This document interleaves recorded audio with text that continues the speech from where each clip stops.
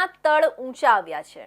દેલાડ ગ્રામ પંચાયતમાં વન મંત્રી અને સરપંચના માર્ગદર્શન હેઠળ ગત વર્ષે ઔદ્યોગિક વિસ્તારમાં વરસાદી પાણીના રિચાર્જ માટે 100થી વધુ ભૂગર્ભ બોર બનાવવામાં આવ્યા છે। આગામી સમયમાં ગામના 500થી વધુ ઔદ્યોગિક એકમોને સાથે રાખીને જળસંચય સંગ્રહ માટે સહભાગી બનીને વધુમાં વધુ વોટર રિચાર્જિંગના કામો થાય તે માટેના પ્રયાસો હાથ ધરવામાં આવી રહ્યા છે।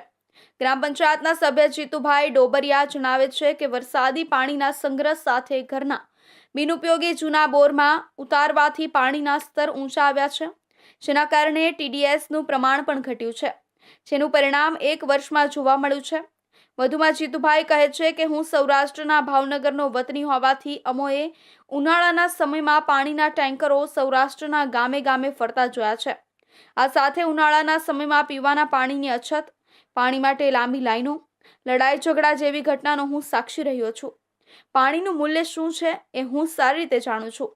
અમારા ગામની સહયોગ સોસાયટીમાં ભૂગર્ભ જળ રિચાર્જ માટે ઘરે ઘરે એવા 27 બોર બનાવ્યા છે, જેથી આખી સોસાયટીનું પાણી સંગ્રહિત થાય છે। મારું મૂળ વતન સૌરાષ્ટ્ર, ત્યાં અમે આ બધી પરિસ્થિતિ જોઈને આવેલા કે પાણીનું શું મૂલ્ય છે।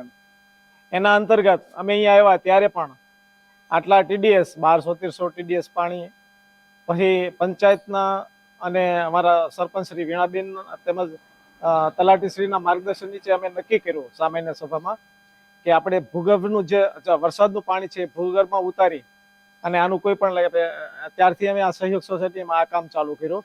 એના અંતર્ગત અમે 27 બોર રિચાર્જ કર્યા, વરસાદનું પાણી અંદર ઉતાર્યું અને એનું અમને સારામાં સારું રિઝલ્ટ મળ્યું। એમ કે આ જે પાણી તો ઊંચા આવ્યા, પણ મેઇન તો શું છે જે 1200 TDS પાણી હતું એ અત્યારે અમારે 600-550 TDS થઈ ગયું અને એનો બેનિફિટ અમને પૂરો મળ્યો। સાયણ અને દેલાડ વિસ્તારમાં સૌથી વધુ વોટર જેટ મશીનો તેમજ ઔદ્યોગિક વિસ્તારમાં પાણીના વધુ વપરાશ કારણે પાણીના તળ ઘણા ઊંડા જતા રહ્યા હતા।